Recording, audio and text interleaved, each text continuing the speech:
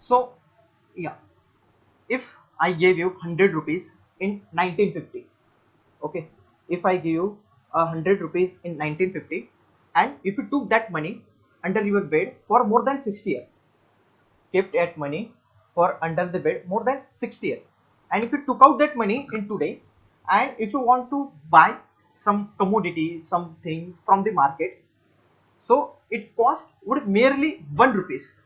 So how it is possible? If you get confused, so I can explain in another term. For example, if you want to buy something worth rupees 100 today, it would have merely cost 1 rupees in 1950.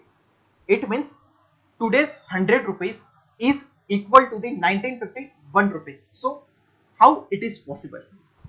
It is, uh, you might think it may be some percentage, it may be some aptitude, it may be some mathematical term which we have equal this term.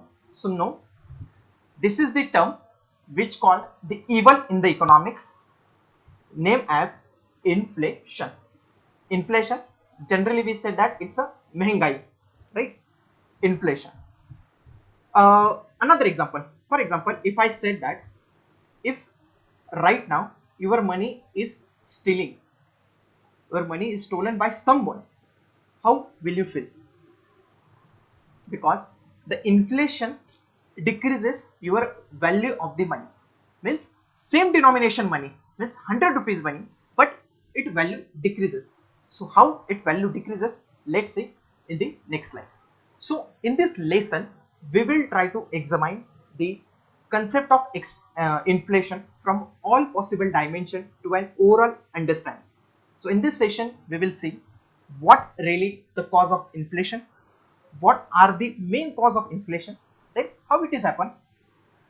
Third one, what would happen if there was a zero inflation in the economy, there is no inflation, is inflation is bad or inflation good?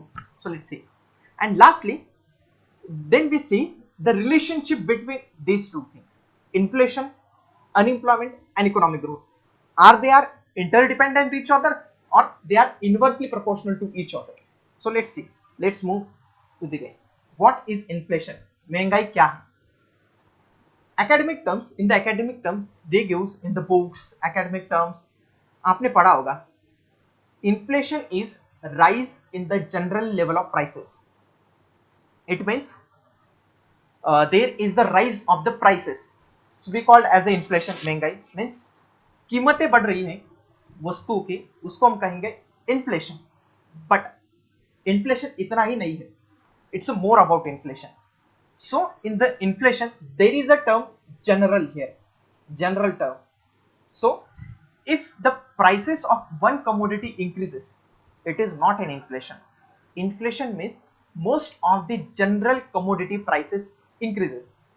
और उसमें भी ये term है कि commodity general होनी चाहिए, extra luxurious and ऐसे नहीं होने चाहिए कि जो कोई यूज ही नहीं करता है. For example, if the cost of uranium fuel, right, uranium it is used for the nuclear fuel, right, uranium fuel cost increases drastically, so ये inflation नहीं होगा, because ये inflation में effect नहीं आएगा ये, right, because most of the people not use the uranium. Then second, gold, silver and precious metal. Then defence good, for example AK-47 की कीमत बढ़ गई, डबल हो गई, उसका कुछ इफेक्ट होगा इन द जनरल पब्लिक? नहीं. सो उस टर्म को हम इन्फ्लेशन में कैलकुलेट ही नहीं करते. Why? Because they don't have a significant impact on the masses. Population पे उसका कोई इफेक्ट ही नहीं ना. फॉर एग्जांपल, राफेल एयरक्राफ्ट है, उसकी कीमत आज 15,000 करोड़ है, तो वो कल को डबल हो जाए तो भी हम पे कुछ इफेक्ट नहीं आएगा. Its effect on government, right. तो जब तक जनरल पब्लिक पे किसी वस्तु का, किसी गुड्स का इफेक्ट नहीं आता, तब तक हम ये नहीं कह सकते कि इन्फ्लेशन हुआ है या नहीं हुआ है. We called as inflation only and only when most of the commodity prices increases. जब सबसे ज्यादा commodity के prices बढ़ते हैं and it's steadily grow. You can see there is a graph, okay. ऐसा नहीं कि for example increase हुआ, then stable हो गया, decrease हो गया, then increase हो गया. So हम इनको inflation नहीं कहेंगे. Inflation कब कहेंगे? जब ये certain और persistent increase in the prices of the commodities, तो उसको ही हम इन्फ्लेशन कहेंगे, right. Inflation it means a general rise of prices, means the goods used for the food, clothing, education, medical, electronic goods. तभी हम कह सकते हैं ना कि इन्फ्लेशन बढ़ गया, कि जो चीजें हम डे बाय डे में यूज करते हैं, जब उन वस्तुओं की, उन गुड्स की प्राइस इंक्रीज हो जाती है, then we called as it's a inflation. Got it? So let move next. So how to calculate the rate of inflation. अभी रेट ऑफ इन्फ्लेशन कैसे कैलकुलेट करना है, right. So price in the current year and price is the base year, right. Current year prices means on your ongoing year. For example, it's a 2021. So prices of 2021. Base year means what? For example, कभी कभी हमारे parents थोड़ा compare करते हैं. For example they said that कि in the first year of your education, for example first year of engineering, कि आपको 84% आए थे, and your parents said in the third year आपको सिर्फ 70% ही आए. It means your parent comparing your percentage with the first year to the third year, ongoing year. It means they take as the first year as a reference year, base year. Same here in inflation, we have to take some reference year, base year. तो हमें कुछ base year लेना पड़ता है कि जिससे हम compare करेंगे. सो हमें कंपैरिजन करके इन्फ्लेशन निकालनी पड़ती है. तो हम क्या करते हैं, कोई भी ऐसा ईयर जिसमें ज्यादा फ्लक्चुएशन ना हो, मीन्स वोलेटिलिटी ना हो, एक स्टेबल ईयर हो, उस ईयर को हम as a base year calculate करेंगे, एंड उस ईयर से बाकी के जो ईयर होंगे उसको कंपेयर करते जाएंगे. सिमिलर, तो बेस ईयर में हम कोई भी ऐसा ईयर नहीं कैलकुलेट करेंगे जो वोलेटाइल हो. For example 2020, 2021, because volatile year है ना, कोविड-19 impact, second wave, first wave impact. So due to this prices suddenly increase हो रहे हैं, सडनली डिक्रीज हो रहे हैं. So we can't take this year as a base year. तो हमें वही ईयर लेने पड़ेंगे जो थोड़े से स्टेबल, राइट. सो ये रेट ऑफ इन्फ्लेशन कैसे निकालते हैं, थोड़ा सा एग्जांपल से समझते हैं, राइट. सो इन्फ्लेशन में एक वर्ड आता है, right. Inflation it's a general rise in prices. Again in the first example we see that the 100 rupees of today is only 1 rupees in 1950. It means your value of money decreases. मैं यहाँ पे value की बात कर रहा हूँ, denomination की नहीं. डिनोमिनेशन सेम होगा, 100 rupees note, 100 rupees note, but उसकी वैल्यू कम हो जाएगी. वैल्यू मीन्स जब आप उस नोट से मार्केट में कुछ गुड्स एंड सर्विसेज परचेस करने के लिए जाओगे, तब आपको उस कॉस्ट में वो नहीं मिलेंगे. So it means your purchasing power of money decreases. Purchasing power of money means कि उस मनी से आप कितने गुड्स एंड सर्विसेज ले सकते हो, परचेस कर सकते हो, वो purchasing power. So whenever inflation increases, the purchasing power decreases. For example, आप किसी शॉप में गए लास्ट वीक, लाइक आपके पास 100 रुपीज है, एंड आपने राइस ऑर्डर किया. आपने कहा कि 100 रुपीज के राइस दे दो, तो उन्होंने आपको 5 kg राइस दिए, राइट. इट मीन्स 20 रुपी पर kg. एंड आप ये दिस वीक आए, इस करंट वीक को आए, 100 रुपीज सेम लेके गए, सेम शॉपकीपर के पास गए, उसने सिर्फ आपको 4 kg ऑफ राइस दिया. It means 25 rupees per kg. तो आपने शॉप वाले से पूछा, भैया मैं तो हर बार आता हूँ आपके पास, आपका तो रेगुलर कस्टमर हो ना, तो मुझे तो दे देना थोड़ा सा. तो बोलेगा नहीं भाई, हम नहीं दे सकते. वाई? हमें ही महंगा मिल रहा है, हमें ही महंगा मिल रहा है. It means the price of the राइसेस increases. कि राइस के प्राइस इंक्रीज हो गए हैं, तो वो दुकानदार आपका कितना भी सगा हो, कितना भी पहचान वाला हो, वो आपको फ्री में देगा नहीं, और या फिर कुछ कीमत कम करके भी देगा नहीं, क्योंकि उसी को वो कॉस्ट पड़ रही है, उसी को वो कॉस्ट इनकर करनी पड़ रही है. सो यहाँ पे हम देख सकते हैं कि जैसे 100 रुपीज में आप पहले 5 kg राइस लेते थे, अब आप सिर्फ 100 रुपीज में 4 kg ले रहे. It means your value of currency decreases. It means the purchasing power of your value decreases. कि आपकी करेंसी की परचेसिंग पावर जो है वो कम हो चुकी है. आप उसी 100 रुपीज के नोट में से सिर्फ आज आप 4 kg ही राइस ले सकते हो, राइट. तो ठीक है, इसी को थोड़ा इन्फ्लेशन कैसे कैलकुलेट करेंगे, rate of inflation. For example 20 rupees का 25 रुपीज हो गया, मीन्स 5 रुपीज का इंक्रीज हो गया. 5 रुपीज इंक्रीजेस किस पे, 20 पे, and multiply by 100, right. So it means 25% rate of inflation and it's a very huge rate of inflation. So इसी एग्जांपल में हमारा इन्फ्लेशन कितना हुआ 25%. इस तरीके से हमने इन्फ्लेशन समझ लिया, रेट ऑफ इन्फ्लेशन समझ लिया. चलिए आगे को कुछ कंसेप्ट समझते हैं. Then causes of inflation. There are two causes which work differently but they are most significantly. First, demand pull inflation and second is the cost pull inflation. देखिए एक थर्ड भी होता है money creation, extra money creation. तो वो हम इसमें separate calculate नहीं करते. मोस्ट ऑफ द इकोनॉमिक्स वो डिमांड पुल का इन्फ्लेशन का ही वो एक्सटेंशन मानते हैं. सो इन दिस सेशन हम सिर्फ demand pull and cost pull inflation को ही समराइज करते हैं. देखिए यहाँ पे आपने एक इमेज देखी होगी कि ये आपने कोई डोर देखा होगा, राइट? मेडिकल शॉप, मॉल में जाते हो तो वहां पे लिखा होता है पुश और पुल. सो डिमांड में डिमांड पुल इफेक्ट और डिमांड पुश इफेक्ट क्या है? एकेडमिक्स डेफिनेशन पहले देखते हैं.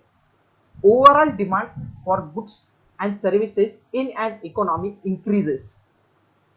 Overall demand for goods and services in an economy increases. चलिए ये एकेडमिक डेफिनेशन है, इससे पढ़ के समझ में आता तो हम क्यों क्लासेस लगाते, राइट? तो ये तो मुझे भी नहीं समझ में आ रहा है, थोड़ा और इसको इलैबोरेट करते हैं. It occurs, demand pull inflation कब आती है? It occurs when there is a temporary mismatch between the demand and the supply. Demand and supply में मिसमैच हो गया, दोनों में से कुछ मिसमैच हो गया, तब ये इन्फ्लेशन आता है. Either supply increases, demand constant है, तब भी डिमांड पुल इन्फ्लेशन आएगा. एंड सप्लाई डिक्रीज हो गया एंड डिमांड कांस्टेंट है, तो भी डिमांड पुल इन्फ्लेशन आनी ही है. थोड़ा और एग्जांपल से समझ लेते हैं. For example, if there is one good, अब ये कुछ भी हो सकता है. फॉर एग्जांपल एक पेन है, राइट? वो 3 इडियट में वो वायरस नहीं था, वायरस का पेन समझ लेते चलिए, राइट? तो ये उस वायरस का पेन है and it's a very unique pen. उसने कहा था ना ये चांद पे चलता है, सो सिमिलर दैट. सो ये चंद्रमा पे चलने वाला पेन है and it's a very unique pen. तो ये एक ही पेन है अभी, और राइट ये एक ही पेन है एंड बायर 4 है, 4 बायर, 4 बायर है, 1 पेन. अब क्या होगा? फॉर एग्जांपल इसकी नॉर्मल कीमत थी 1000 रुपीज, राइट? 1000 रुपीज की नॉर्मल वैल्यू, बट पेन तो एक ही है. तो सब लोग ऐसा समझ लिए एक ही बार आ गए और वो डिमांड करने लगे कि हमें ये पेन चाहिए, हमें ये पेन चाहिए. तो ये जो बायर होगा ये अपॉर्चुनिटी देखेगा. मींस डिमांड तो कांस्टेंट है ना, मींस सप्लाई जो है पेन की एक ही है, बट डिमांड 4 है ना, तो हम किसको मिसमैच करेंगे? ये मिसमैच हो गया ना. तो अब क्या होगा? फर्स्ट वाला बोलेगा ठीक है मैं आपको 1100 रुपए देता हूं, आप मुझे दे दीजिए. सेकंड वाले बोले मैं 1200 देता हूं, आप मुझे दीजिए. Third person say that 1500 and fourth person say that 200 rupees चाहिए मुझे, 200 रुपीज. ओके, सो 2000 रुपीज पे उसने बोला. तो आपने क्या देखा कि पहले जो गुड्स पेन था उसकी वैल्यू 1000 रुपए थी, बट अब उसकी वैल्यू 2000 रुपीज हो गई. कब? क्यों? बिकॉज सप्लाई कांस्टेंट है, डिमांड बढ़ गई. सेम हियर कि जब भी इकोनॉमी में डिमांड सडनली इंक्रीज हो जाती है, supply and producer can not fulfill that demand, so at that time demand pull inflation आती है. फॉर एग्जांपल इसका अगर सबसे अच्छा एग्जांपल देखा जाए, सो अभी हमने सेकंड वेव देखी, right? So during the second wave there is one injection called as remdesivir. Remdesivir injection था, it's a life saving injection there. तो केसेस बढ़ गए एंड प्रोड्यूसर जो थे इंडिया के प्रोड्यूसर, वो उतना प्रोड्यूस ही नहीं कर पा रहे थे, मैन्युफैक्चरिंग नहीं कर पा रहे थे रेमडेसिविर इंजेक्शन. सो क्या हो गया? जनरली इन द मेडिकल तो वो सिर्फ 2000 रुपीज का एक इंजेक्शन आता है, बट वो 25,000 पर इंजेक्शन मिलने लगे. सो हमने क्या देखा? ये ड्रास्टिक इन्फ्लेशन दिखा. Why? Because of the demand. हाँ, अगर डिमांड बढ़ती है एंड सप्लाई भी उसके प्रोपोर्शन में बढ़ता है, so there is no inflation. But whenever the demand increases and supply remain constant, so at that time तब जो इन्फ्लेशन आता है हम उसको कहेंगे it's a demand pull inflation, right? So कौन कौन से कॉजेस है? अभी देखिए इसके बहुत सारे कॉजेस है, हमने सिर्फ 3 कॉजेस लिए. First, exchange rate depreciation. Second, higher government spending. Change in monetary policy. तो ये 3 फैक्टर हमने कैलकुलेट किए, राइट। तो ये तीनों किस तरीके से डिमांड पुल इन्फ्लेशन करते हैं ये थोड़ा देखते हैं। For example exchange rate depreciation means what? For example if the $1 price is equal to the 60 rupees Indian rupees, it's the exchange rate, and now our currency depreciate. Currency depreciation means the as a comparison to dollar our currency value decreases, right? It means $1 is equal to 80 rupees. अब ये scenario हो गया first scenario and second scenario. You know we are a oil dependent country, हमारे देश में ऐसा कोई नहीं है कि ऑयल मिलेगा, राइट? ऑयल नहीं मिलता तो हमें ऑयल इंपोर्ट करना पड़ता है from the Arab nation, right? So वो भी डॉलर में होता है, it's a dollar transaction whenever any international transaction happens. तो अब ये डॉलर में हो रहा है। अब ऐसा फॉर सिनेरियो, फॉर एग्जांपल $5 पर लीटर आपको पेट्रोल मिल रहा है, ऑयल मिल रहा है, राइट? तो फॉर मीन्स फर्स्ट सिनेरियो में आपको कितना देना पड़ेगा? 5 into 60, it means 300 rupees.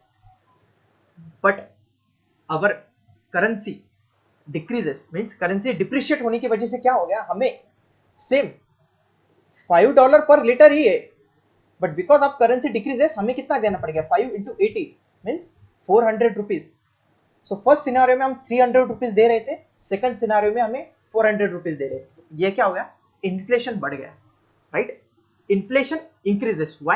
Because our value of currency depreciate. Second, higher government spending. अब ये हायर गवर्नमेंट स्पेंडिंग से कैसे होता है? फॉर एग्जांपल अब गवर्नमेंट स्पेंड हाई कर रही है, spend means government will more and more money into infrastructure, social sectors के, हेल्थ, एजुकेशन। तो उससे क्या होगा? मनी सप्लाई इंक्रीज हो जाएगा in the economy. Money supply is increases, it means more and more people get the money, and because of the more and more people get the money, and if the supply not increases, so at that time there will cause the demand pull inflation, right?